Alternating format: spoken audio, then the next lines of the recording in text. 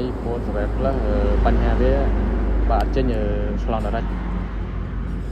វិធីបុកភ្លើងងាយ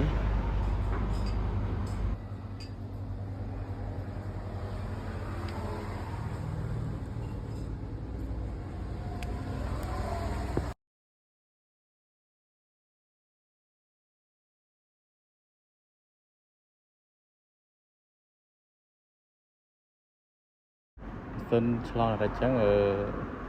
ស្ទាបមើលកន្លែងណាក្តៅខ្លាំងរយស្រោកន្លែងហ្នឹងយើងរយស្រោកហើយយើងកន្លែងភ្លើង4.2មើលតែកន្លែងណាឆ្លងកន្លែងហ្នឹងហុយខ្សែ